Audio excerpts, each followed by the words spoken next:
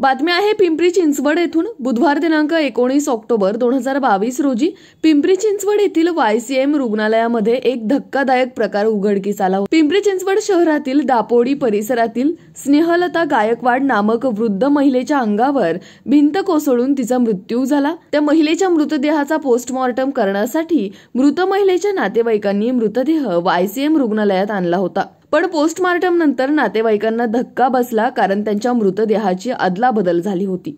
जो मृतदेह नातेवाईकांना देण्यात आला होता तो दुसऱ्या महिलेचा होता. तसेच ज्यांच्याकडे मृतदेहाची अदलाबदल झाली होती त्यांनी त्या मृतदेहाचा अंत्यविधी देखील करून टाकला होता. त्यामुळे मयत व्यक्तीच्या नातेवाईकांनी हॉस्पिटलचे डीन डॉक्टर वाबळे यांच्याकडे गेले असताना मात्र त्यांना उडवाउडवीचे उत्तर देण्यात आले. त्यानंतर संतप्त नातेवाईकांनी डीनच्या कार्यालयात तोडफोड केली. या सगळ्या प्रकरणामुळे पिंपरी चिंचवड शहरामध्ये एकच खळबळ उडाली आहे. काय म्हणालेत मृत्यू झालेल्या महिलेचे नातेवाईक, पाहुयात. आईच्या अंगावर समोरची कंपाऊंडची वॉल पावसामुळे आणि भुसभुशीत जमिनीमुळे सरळ पाठीवर पडली. त्यामुळे आईचा पाठीचा काना तुटला आणि तिचं खुबा पूर्ण क्रॅक झाला आणि इंटरियल डॅमेज खूप झालं. योनीद्वारे रक्तस्राव खूप झाला.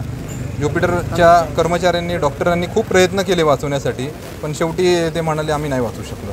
काल रात्री आईची बॉडी ज्युपिटर हॉस्पिटलमध्ये नेली. आई सिरियस होती भिंत पडल्यामुळं.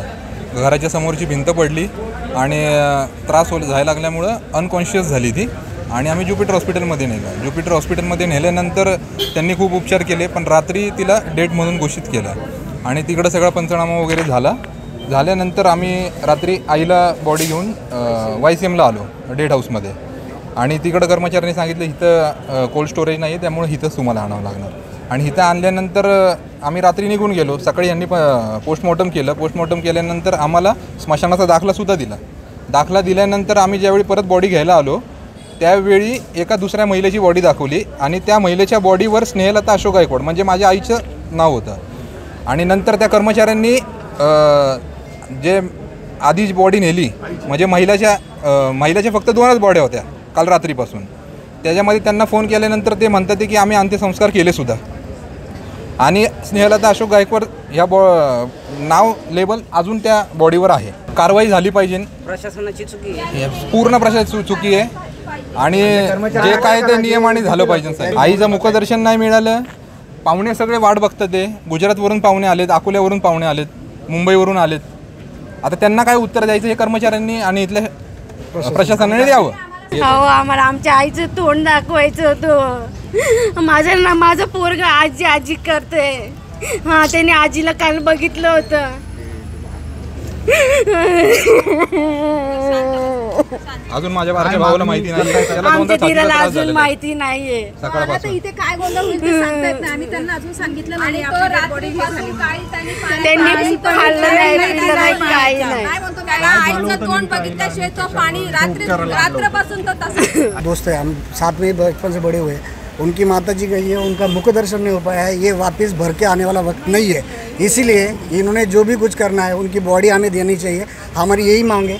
वरना और जो बॉडी इन्होंने दूसरे को दी है और वो कह रहे हैं कि अंत संस्कार किया है, तो वो कैसे कर पाया? क्योंकि अंत्यविधि के समय एटलीस्ट मुखदर्शन करते, पानी पिलाते, तुलसी रखते. ये हिंदू रिवाज का धर्म है.